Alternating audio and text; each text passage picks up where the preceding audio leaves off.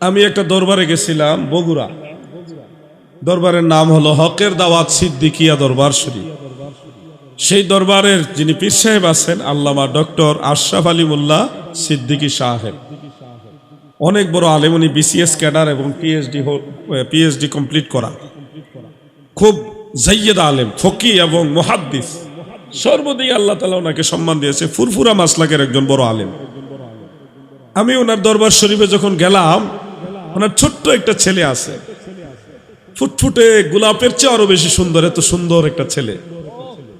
রাসূল পাক সাল্লাল্লাহু আলাইহি ওয়াসাল্লামের সুন্নতি জামা তাকে বানিয়ে দিয়েছে। ছোট ছেলে, কিন্তু জামাটা বানাইছে একটা বোতাম দিয়া, এবং সুন্নতি লেবাস যেটা আপনারা ওই যে সোনাকান্দা দরবারে দেখেন, সারসিনা শরীফে দেখেন, ঠিক এই সুন্নতি জামা ছোট্ট একটা বাচ্চা পড়ছে। আবার পাগড়ি বাঁধছে, টুপির উপরে পাগড়ি বাঁধছে, সবুজ পাগড়ি, এর উপর আবার সাদা রুমাল। মানে সুন্দরের উপরে আরো সুন্দর দেখা যাচ্ছে। এত সুন্দর ফুটফুটে একটা শিশু, হুজুরের আওলাদ, একই সন্তান ছেলে।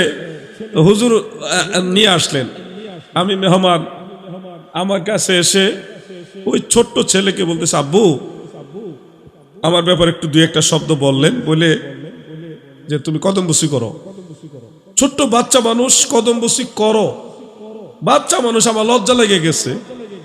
হুজুর বললেন যে কদম বসি করো, বলার পরে ছেলেটা খুব তাড়াহুড়া করে আমার কাছে আসলেন। মনে হইতেছে এখানে অমূল্য নিয়ামত আছে, অনেক দামি জিনিস আছে এখানে, অনেক হীরা মাণিক্য সম্পদ, অনেক গোল্ড ডায়মন্ড এগুলি আছে। এটা মনে হইতেছে এটা নেওয়ার জন্য আসতেছে। এমন একটা আকর্ষণ নিয়ে ছেলেটা দৌড়ে আমার কাছে আসলো। এসে আমি একটা পজিশনে, ভালো একটা পজিশন ছিলাম, আয়সা আমার কদম বসি করলো। আমি দৃশ্যটা দেখে হুজুরের কাছে লজ্জিত, শর্মিন্দ হয়ে বললাম, হুজুর সে ছোট মানুষ, বাচ্চা মানুষ, তাকে দিয়ে কদম বসি করানো কি দরকার ছিল? তখন হুজুর আমাকে বললেন, বাবা ছোট বয়সে যদি তাদের অভ্যাস না করায়, বড় হইলে কথা মানবে না, শুনবে না।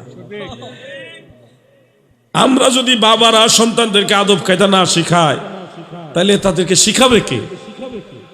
আমি আশ্চর্য হয়ে গেলাম হুজুরের দৃষ্টিভঙ্গি দেখে। তো এই জন্যে আমিও আগের থেকে, আমার দুইটা আওলাদ আছে, আল্লাহ পাক দান করেছেন। সে দুই আওলাদকে আমি সবসময় বলি, কোনো মুরব্বী পাইলে, কোনো আলেম ওলামা গেলে তাদেরকে কদম বসি করাই। তো এই শিক্ষাটা আপনাদেরকেও দিতে হবে। আপনারা এমনি এমনি মিষ্টি খাইতে চাইলে হবে না। মুরব্বীরা, আমি আপনাদের বলতেছি, এমনি এমনি সরকারি মিষ্টি খাওয়ার আশায় বসে থাকেন না। সন্তানরা যখন ছোট থাকবে, আপনি নিজে বলবেন তোর মা রেফায় ধরে সালাম কর। মা জননী আপনি বলবেন আপনার ছেলেকে যে তোর বাপের কদম বসি কইরা। একজন আরেকজনকে শিখাইবেন। আপনার মুরব্বী যদি কেউ আসে, তাদেরকে আপনার সন্তানদেরকে দিয়ে কদম বসি করাইবেন। এখান থেকে ট্রেনিং দেন।